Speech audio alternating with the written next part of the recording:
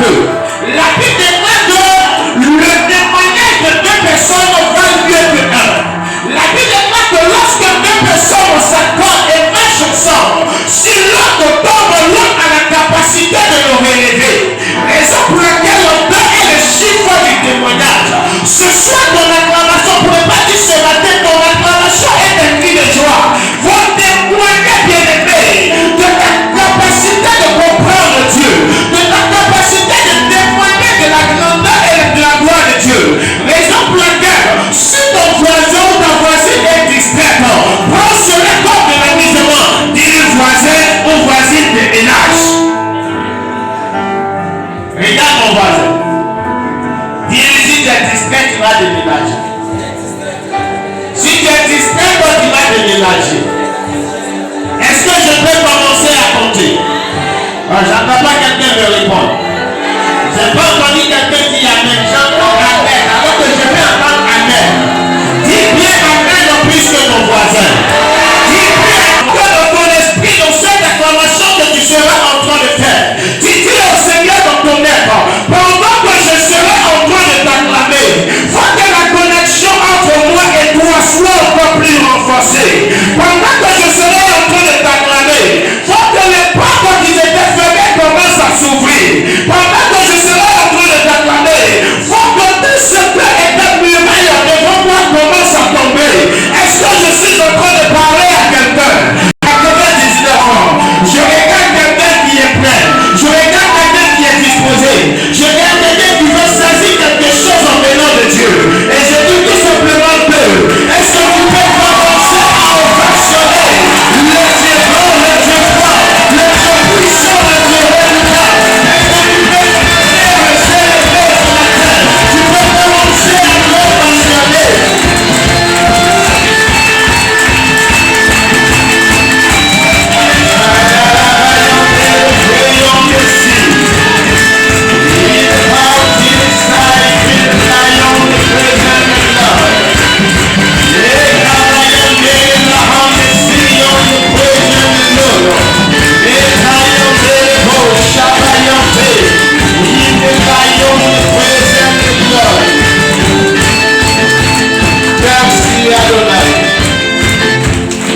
Béni soit-tu. Célébré soit le Dieu de grâce. Là où tu es assis, commence à présenter ton cœur au Seigneur. On va pas turn away. Le Braham dans la vache et aussi. Le mandaham de Sion, de prions de Satan, le lion de prison. Quand tu as nos ayants de si.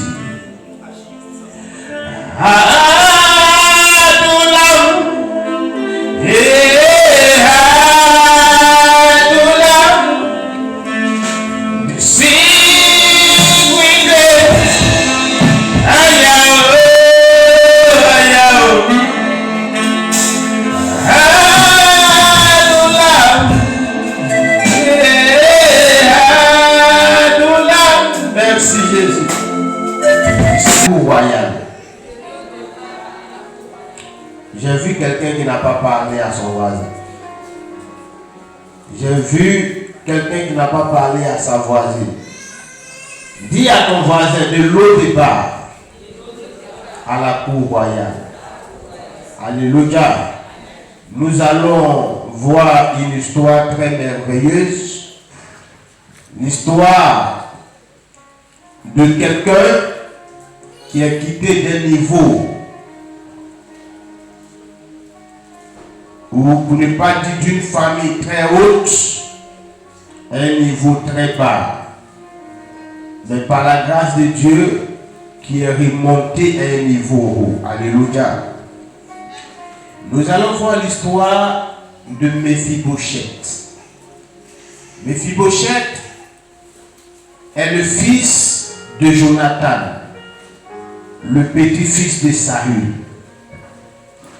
On va prendre notre Bible dans le livre de 2 Samuel.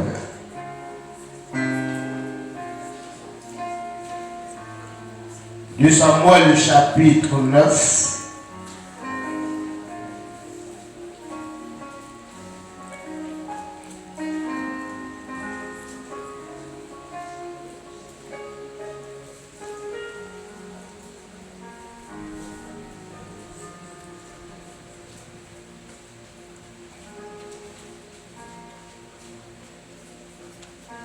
2 Samuel, le chapitre 9, à partir du verset 1er.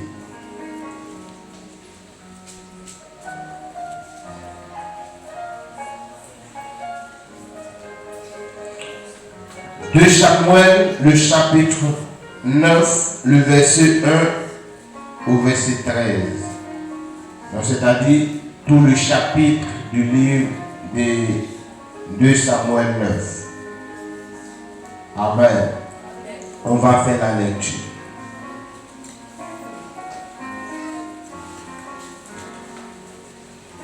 Tout le monde est debout. David dit, reste-t-il encore quelqu'un de la famille de Saoul pour que juge de bienveillance envers lui à cause de Jonathan? Il y avait un serviteur de la maison de Saoul nommé Siba, que l'on fit venir auprès de David. Et le roi lui dit, es-tu Siba? Et il répondit, je le suis, moi ton serviteur. Le roi dit, n'y a-t-il plus personne de la famille de Saül pour que juge envers lui de la bienveillance de Dieu? Et Siba répondit au roi, il y a encore un fils de Jonathan perclus des pieds. Le roi lui dit, où est-il? Et Siba répondit au roi, il est dans la maison de Maki, fils de Amiel à Lodébar.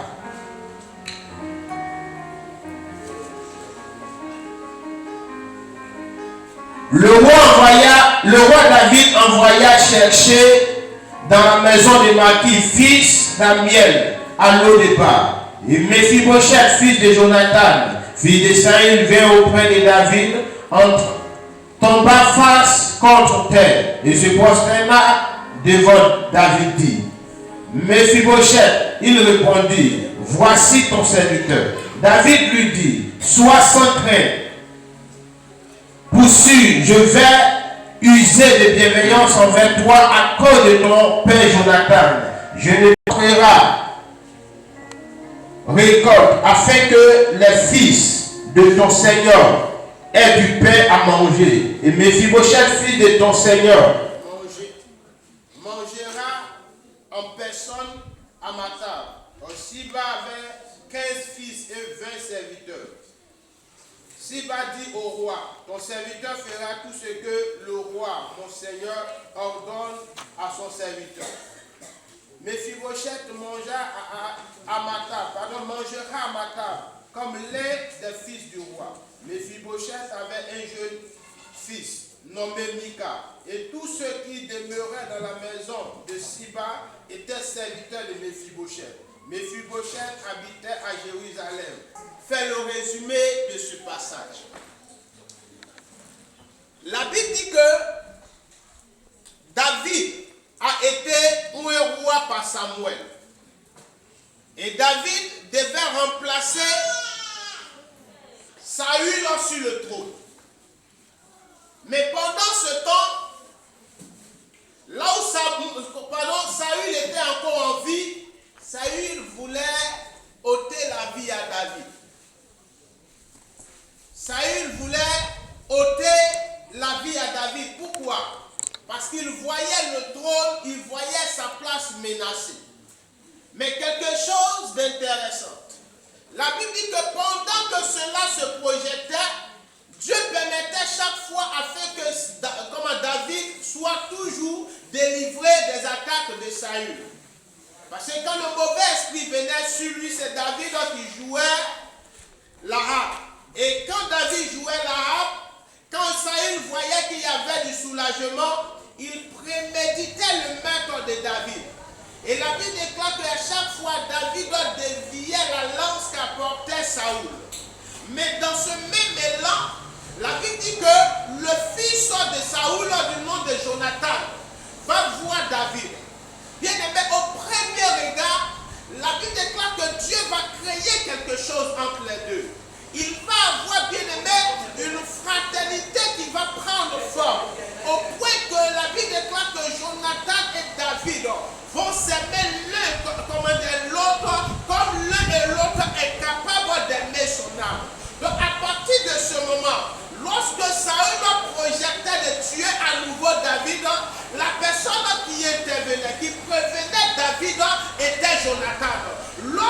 Jonathan voyait qu'il y avait un complot, il a dit qu'il voyait David et il lui disait, attends ici, je vais te donner un nom de signe.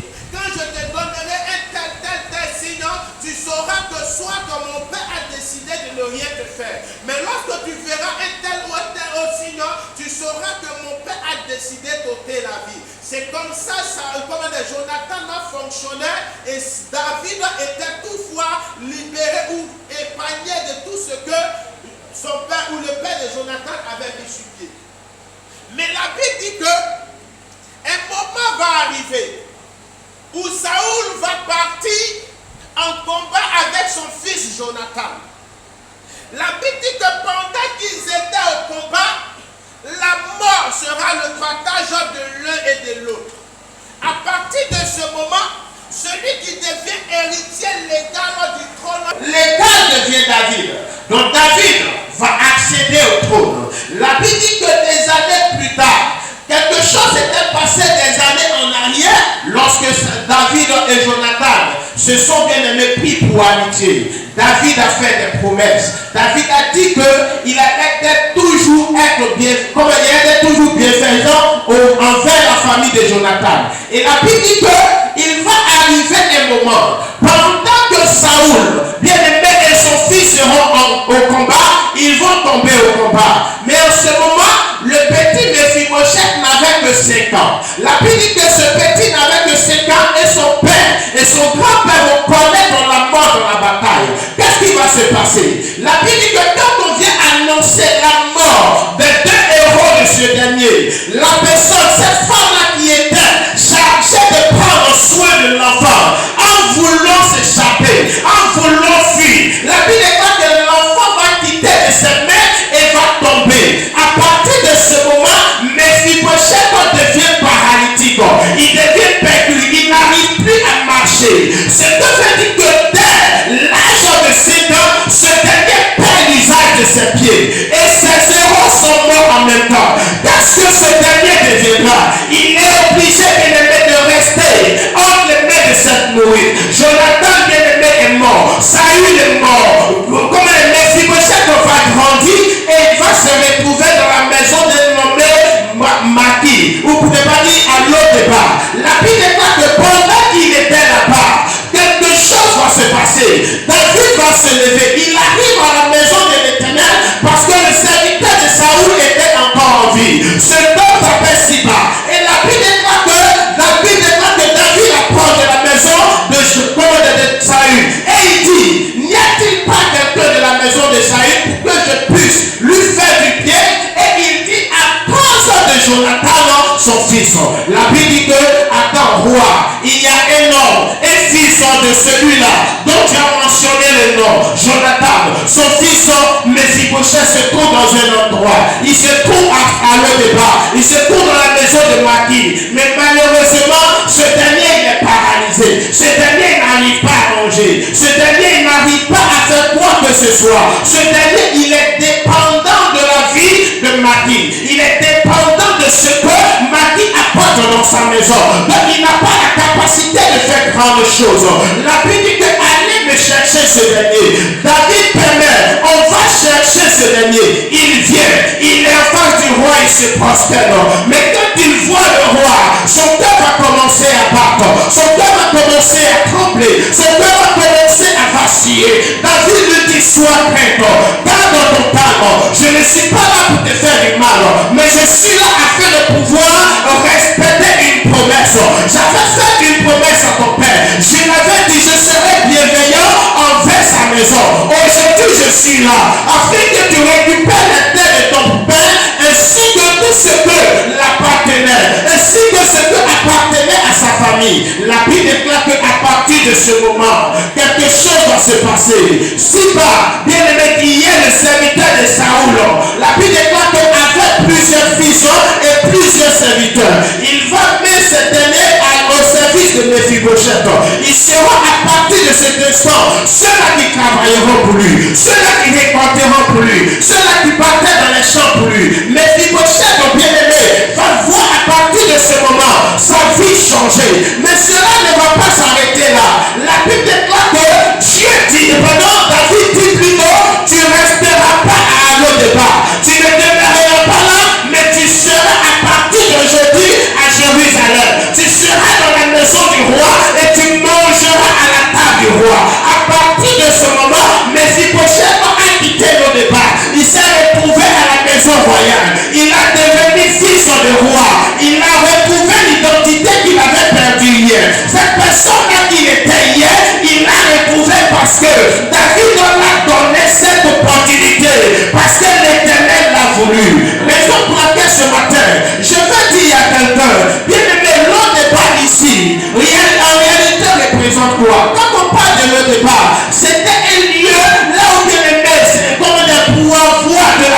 maison, c'était difficile. Pour avoir de quoi manger, c'était difficile. Pour avoir de quoi s'épanouir, c'était difficile. À l'au départ, bien aimé, on ne pouvait que lutter pour survivre. À l'au départ, on ne pouvait que lutter pour sortir de certaines choses. À l'au départ, on n'était pas considéré. À l'au départ, on n'avait pas d'importance aux yeux des gens. À l'au départ, on n'avait pas de considération. À l'au départ, on n'était rien. On était des personnes sans valeur à l'au départ. Mais à l'au départ, Dieu est parti tirer quelqu'un. Il a dit, de là je te sors, afin que tu accèdes à la grandeur. De l'au départ, l'Éternel est capable de retirer quelqu'un. De l'au départ, l'Éternel est capable de prendre quelqu'un afin de le déposer là où Dieu a décidé de le déposer. Je peux dire à quelqu'un, le réserve que tu vis aujourd'hui n'est pas une vie en soi. Pourquoi? Parce que pendant que tu es à l'au départ, pendant que les gens n'arrivent pas à voir la qualité qui est en toi, Dieu est en train de préparer quelqu'un qui connaîtra tes qualités, qui sera capable de dire, cet homme, cette femme a des qualités qu'on peut exploiter. Les hommes permettons à cette personne de traiter à la valeur qu'elle mérite. Et les gens te traiteront selon la valeur que Dieu a décidé qu'on te traite, selon la valeur que Dieu a posée en toi, selon la valeur que Dieu a rejetée en toi. Permettra à ce que l'on vient dire, cet homme de l'au départ montera à la cour des grands, de l'au départ montera à la cour des rois, de l'au départ sera un homme influent. Bien aimé, on regarde aujourd'hui ta vie, à cause de ce que tu vis, tu es marginalisé, tu es minimisé. On dit non, cet homme ne peut rien apporter à la famille, cette femme ne peut rien apporter à la famille, au point que quand on doit faire des réunions, ta parole ne compte pas, ton avis n'est pas important, ta présence n'est pas importante, parce qu'on considère que tu es à l'au départ. Mais je vais te dire, de l'au départ, ton Dieu est capable de te sortir afin de te donner de la valeur aux yeux de ta famille. Est-ce que quelqu'un est avec moi? Écoute, on regarde ton niveau scolaire et on constate que tu n'es pas arrivé loin. Tu n'as pas la capacité de te présenter dans des endroits publics. Là où quand on va avec toi, quand tu dois ouvrir la bouche, on a honte. Parce qu'on considère que tu n'es pas exprimé. Tu n'es capable de dire un mot ou du moins une phrase complète. Parce qu'il n'y a pas en toi une notion bien aimée de la langue française. Mais bien aimé, écoute-moi. Il y a des gens qui ne sont ni allés à l'école, qui n'ont ni été dans des lieux très grands. Mais à cause de ce que Dieu a décidé, les sorties de certains endroits, malgré les langages, on est obligé de les accepter dans certains endroits. Pourquoi? Parce que Dieu a décidé de les façonner. Et quand Dieu décide de te façonner, on ne regarde plus à ta manière de parler, on ne regarde plus à là où tu es quitté, on ne regarde plus à ton parcours scolaire, mais on regarde à ce que Dieu a commencé à manifester dans ta vie. Je vais déclarer dans la vie de quelqu'un, de cette même manière, de pendant que Méphibosheth était à l'au départ. Les gars, il y a quelque chose qui m'a frappé quand je faisais cette lecture, c'est que ce n'est pas Méphibosheth qui est allé chercher David, mais plutôt David qui s'est levé, étant assis chez lui, il n'avait plus la capacité de s'asseoir parce qu'il devait aider quelqu'un.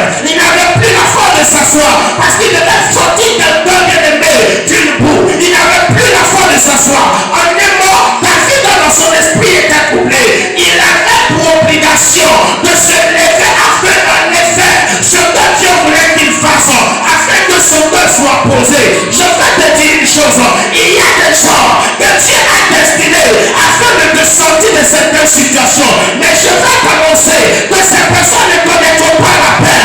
Là où elles sont, tant que les âmes de ces personnes ne se lèveront pas pour venir accomplir ce que Dieu a décidé dans ta vie. Je vais dire à quelqu'un, toutes les fois que Dieu doit élever un homme, il passe toujours par un autre homme. Et il y a des personnes que Dieu a destinées afin de te sortir de ton lieu de débat. Mais je suis en train de déclarer ce matin que ces personnes sont activées dans le nom de Jésus. Ah, ton amen, on dirait que tu n'es pas là. Ton amen, on dirait que quelqu'un qui veut rester à l'eau débat. Tu ne resteras pas pour toujours dans l'humiliation. Tu ne dans le rejet. Tu ne resteras pas pour toujours dans la moquerie. Tu ne resteras pas toujours bien aimé dans ce que on ne peut trouver quelque chose de bon. Mais on te regardera et on dira, je ne sais pas ce que se passe, mais je dois venir en aide à cet homme. Je ne sais pas ce que se passe, mais je dois me lever avec ce que Dieu m'a donné. Je ne sais pas, mais je dois aider quelqu'un. Je dois financer quelqu'un. Je dois contribuer à l'élévation de quelqu'un. Et ces personnes le feront parce que l'Éternel l'a décidé ici. Alléluia. Faut que c'est David qui ont dormi longtemps, qui était bien aimé, chargé à te sortir de là où tu es. À partir de ce jour, sois activé. Afin que de nos débats, on puisse te voir dans des endroits là où on dira l'Éternel a fait pour lui. L'Éternel a opéré dans sa vie. L'Éternel a apporté quelque chose de meilleur. Nous avons un Dieu qui est capable d'activer le cœur de quelqu'un en ta faveur. Raison pour laquelle il dit qu'il a même donné des peuples à ta place. Ce qu'on veut dire qu'un homme qui est chargé, bien aimé, à te sortir d'une difficulté, Dieu est capable de l'activer. Quel est ton lot de départ? Qu'est-ce qui représente le lot de départ dans ta vie présentement? Quand toi-même tu t'assois, tu regardes ta vie, qu'est-ce qui présente le lot de départ? Dis à ton voisin, tu ne resteras pas à l'eau débat pour toujours. On dirait que je parle à quelqu'un qui veut rester à l'eau débat. Dis à ton voisin, tu ne resteras pas à l'eau débat pour toujours. Alléluia. L'Éternel te permettra ce qu'on te prenne par la main. Et on dit, voici un homme, voici une femme qui doit sortir de cet environnement. Quand je parle toujours de ce monsieur qu'on a marginalisé. Je parle de ce monsieur qu'on a rejeté, qu'on voyait comme quelqu'un bien-aimé, qui s'est retrouvé dans l'impureté. Mais du jour au lendemain, l'Éternel l'a pris par la main. Et aujourd'hui, ces mêmes personnes sont obligées de se référer à cette personne. Des personnes te chercheront. Il y a eu des personnes dans la vie de qui, bien aimé, même tes parents ont investi, ont posé des actions. Tes parents ont été, bien aimés, des personnes qui ont sorti certaines personnes de certaines difficultés. Ces personnes pourraient être reconnaissantes, même si elles ne l'ont pas dit à ton père ouvertement, certainement dans leur cœur, elles ont dit, si demain cet homme a un fils ou lui-même dans une situation, je serai là pour elle. Mais bien aimé, depuis que cette personne est rentrée dans la gloire de Dieu, elle a oublié la promesse. Je suis en train de dire ce matin, nous activons cette promesse, nous activons cette personne, afin que cette personne, comme David, commence à te chercher, commence à chercher un de tes enfants, commence à chercher ta personne, commence à se renseigner sur ta personne, afin de dire, il est temps que je fasse ce que je devais faire. Écoute, on ne devient pas quelqu'un sans que Dieu ne passe par quelqu'un. Pour cela, il a fallu David pour sortir Méphibosheth de nos débats. Le débat ne sera pas ton lieu d'habitation éternelle. Le débat ne sera pas le lieu là où tu passeras le reste de ta vie. Le débat ne sera pas le lieu, bien aimé, là où tu seras, comment dire, scotché. Mais quelqu'un, par la main de l'Éternel, te prendra par la main et te dira, cet endroit ne te ressemble pas, ce lieu ne te ressemble pas, tu n'es pas fait pour ce lieu, tu es fait pour des choses plus importantes que ça, tu es fait pour des choses plus grandes que ça. Tu es fait pour des endroits plus présentables que ce lieu. À partir de ce jour, accorde ce que ton Dieu est assis sur son trône et il a la capacité de changer la destinée de quelqu'un. Ce matin, je t'annonce qu'il permet que ces choses se déroulent dans ta vie. Regarde ton voisin. Dis-lui le débat. Lieu d'oubli. Là où tout le monde t'oublie. Tu as l'impression que tu n'as aucune connaissance sur la terre. Bien aimé, pendant que tu es dans le besoin et tu penses que quelqu'un peut surgir quelque part afin de venir, c'est là que ton téléphone commence à ne plus sonner. C'est là que ceux qui dont tu pensais être tes proches commencent à ne plus te reconnaître. Le départ est un lieu d'oubli. Mais ceux qui t'ont oublié ne t'oublieront pas pour toujours. Alléluia. Est-ce que je parle à quelqu'un ce matin? J'ai l'impression que je ne parle pas à quelqu'un. Est-ce que je parle à quelqu'un ce matin? Tu ne resteras pas dans l'oubli.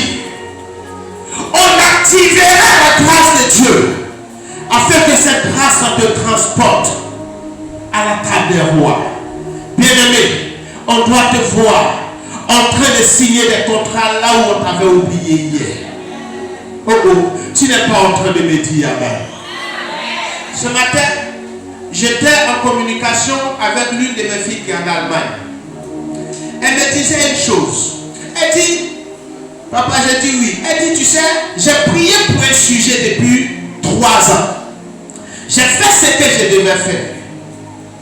Mais, il est arrivé un jour là où elle m'a dit, je vais te faire un dépôt. Elle m'a fait un dépôt de 50 000 francs. Et puis attends, c'est combien de personnes? Sur plus de 3000 personnes, elle a été la seule qui a été validée. Quand Dieu veut t'enlever de quelque chose, il ne regarde pas au nombre de personnes ou de lieux dans lequel tu te trouves. Il le fait parce qu'il a décidé de sortir de quelque chose. Écoutez, nous devons croire que notre Dieu est capable de tout. Ce que tu es en train de vivre aujourd'hui ne doit pas te donner de paix d'espoir. Est-ce que quelqu'un croit qu'il peut sortir de l'eau débat? Là où même tu t'es battu pour que tes enfants deviennent quelqu'un. Ils arrivent quelque part, les enfants, tes enfants t'oublient. Vous n'avez jamais vu ça? Tes enfants même ne peuvent même plus t'appeler. Mais celui qui est dans le cas, tes enfants se souviendront de toi au nom de Jésus. Tu as lutté avec un homme pendant qu'il est en train de commencer à goûter à la gloire. C'est là qu'il commence à constater que tu n'es pas fait pour lui. Bien-aimé, je suis en train de te dire, il sera obligé de faire retour en arrière. Est-ce que quelqu'un est avec moi? Parce que quand Dieu décide de te sortir de l'eau débat, il ne regarde pas, bien-aimé, à ce que tu es capable de faire, mais plutôt à ce que lui tu es capable de faire. Parce que si on regarde le cas de Mephibosheth était paralysé. Il était infirme. Donc il n'avait pas la capacité de faire ce qu'un homme bien portant pouvait faire.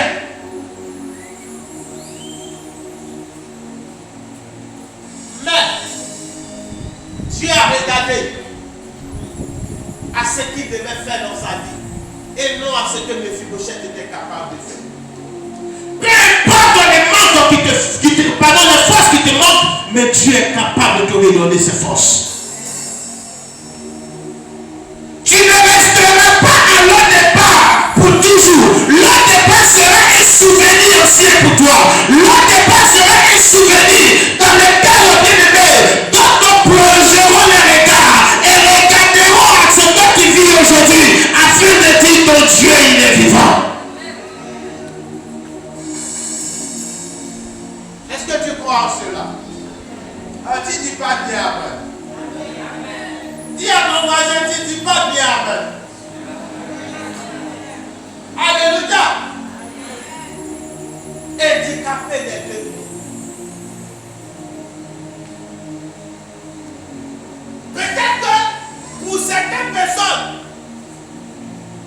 On pouvait prendre les Méphibosheth et le déposer au bord d'une route avec une assiette au devant de lui. Ah, monsieur, là où on est arrivé, on t'a trop nourri, c'est ce qu'on peut faire pour toi. Mais en plus de cela, Dieu a dit non. Cela ne sera pas son cas. Tu auras une quadruple faveur. Pourquoi je le dis ainsi? Parce que,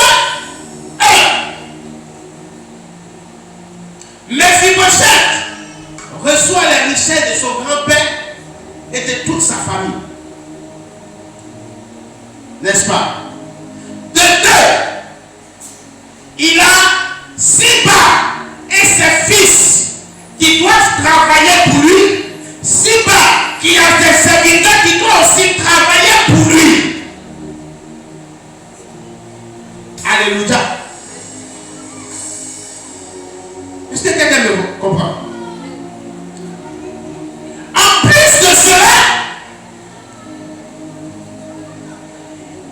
il vit à la cour royale et il mange à la table des rois.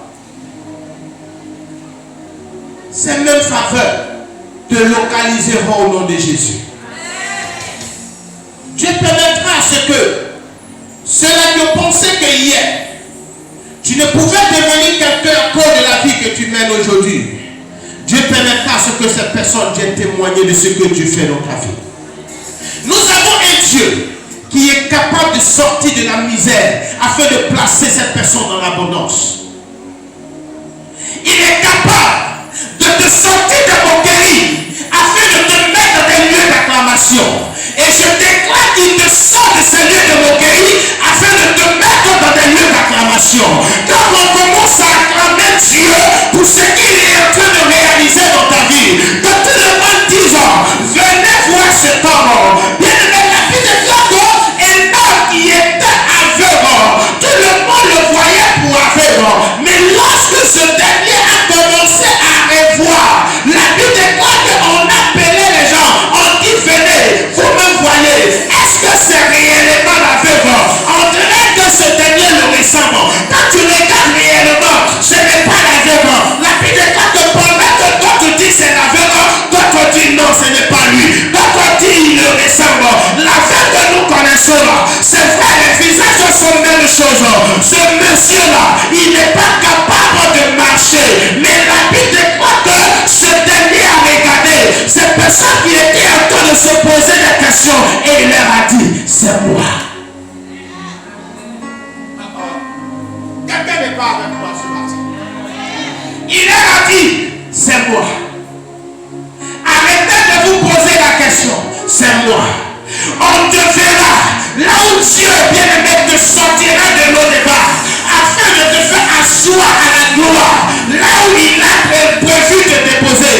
Que certaines personnes verront ta position là où tu es, ce que tu possèdes et se poseront la question, est-ce Samuel que nous connaissons?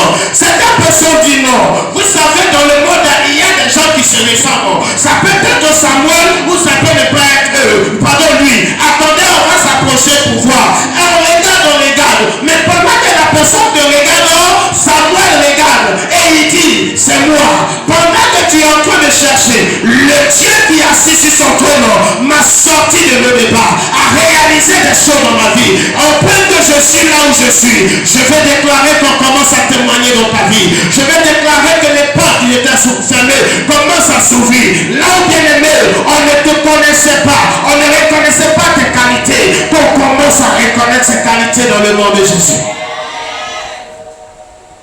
Alléluia. Je vais terminer pour dire à quelqu'un, ce que tu vis aujourd'hui ne définit pas ce que tu seras demain. Ton amen, on dirait que tu es hors d'ici. Ce que tu vis aujourd'hui ne définit pas ce que tu seras demain. Je veux que tu t'inspires, bien-aimé, de ces personnalités bibliques au travers lesquelles Dieu a apporté un changement. S'il a fait dans la vie de plusieurs, il peut aussi le faire dans ta vie.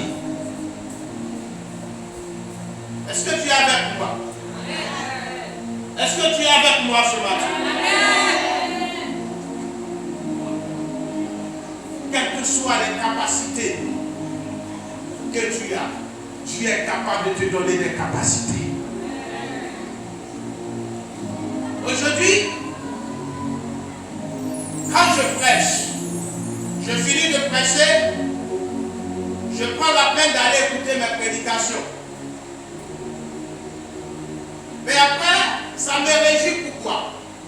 Parce que hier, j'étais un homme qui n'était même pas capable de parler devant 2 personnes. Alléluia. Quand je commence à parler devant un petit nombre de personnes, je commence à bégayer. Et ça ne s'arrête pas au bégayement. Même à l'école, pendant que je fais les dialogues, quand on a un premier en 6e, on fait les dialogues. C'est ça, non? Non, dialogue, il y a les dialogues. Dialogue en anglais. Quand le monsieur qui a été au devant de vous commence à parler, il commence à pleurer. Parce qu'il n'y avait pas cette qualité-là en moi. Mais aujourd'hui, je bénis Dieu parce que je peux regarder 1 million de personnes et dire à Dieu, comment dire, et parler avec assurance. Pourquoi? Parce que Dieu a apporté une qualité dans ma vie. Je vais te dire, la qualité qui te manque, Dieu peut te l'accorder. Alléluia. Il peut te l'accorder.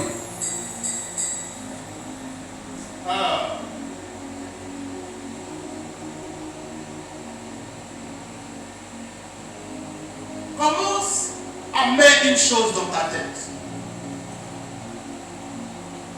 Le dimanche passé, nous avons parlé de notre valeur aux yeux de Dieu. Alléluia. Commence à mettre dans ta tête qu'il y a des qualités que Dieu peut en sortir en toi. Raison pour laquelle commence à faire de ce Dieu le Dieu de tes secrets. Quand tu fais de lui le Dieu de tes secrets, il t'emmène là où il veut que tu sois. Est-ce que quelqu'un est avec moi ce matin? Quand tu commences à constater Dieu intervenir dans certains domaines de ta vie, là où toi-même tu pensais être impossible, ton cœur commence à retrouver de l'espoir en lui. Et je veux que ce soit le cas pour chacun de nous ici. Nous allons prier. Bien-aimé, je ne sais combien de temps tu as passé dans la situation dans laquelle tu te trouves. Je ne sais combien d'années, combien de mois, combien de jours, combien de temps tu es en train de prier pour un sujet. Une situation qui te tracasse. Mais ce matin, tu vas commencer à dire au Seigneur, si tu as sorti Méphibosheth de l'O-Débat, tu peux me sortir de cette situation. Raison pour laquelle commence à intervenir, commence à travailler dans le secret pour moi, afin de me sortir de l'O-Débat, afin que j'ai accès à la table royale. Commence à parler au Seigneur. Shadadabaha. Et ma hand is on the prayer. Sa hand pray on the sea. Hey.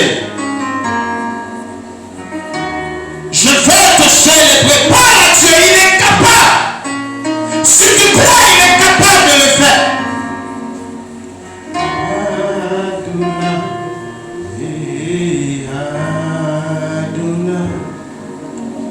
Sing we bless Ayahu, Ayahu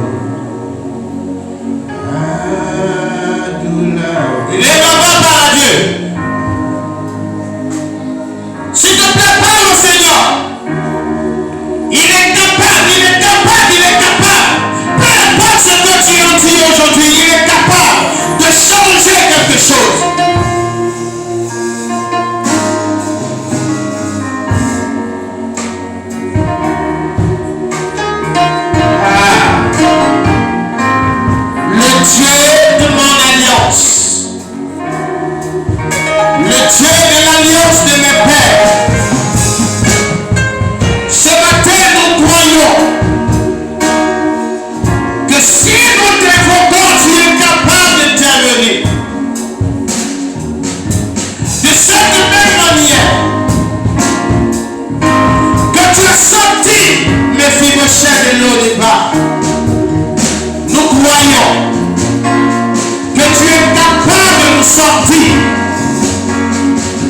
situations que nous vivons, de ces situations que nous endurons.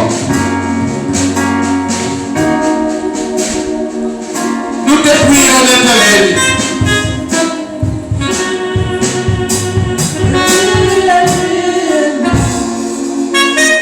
Le Dieu de mon secret, je te montre chercher, montre-toi. Nous croyons ce matin que de nos états tu nous sors afin de pouvoir te conduire à la part des rois.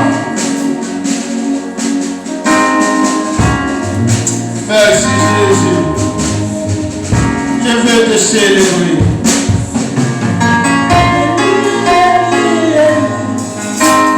Le Dieu de mon secret, t'es longtemps cherché pour toi. Le Dieu de mes secrets, t'es longtemps cherché pour toi. Le Dieu de mes secrets, mon âme est pour toi. T'es longtemps cherché pour toi. Merci Adonai. Béni sois-tu pour ce temps. Que l'honneur, la gloire, la célébration te reviennent. Béni sois d'avoir fait du bien à chacun de nous. Nous avons la certitude que de l'honneur tu nous sors. Au nom de Jésus. Est-ce que quelqu'un peut me dire Amen et me donner le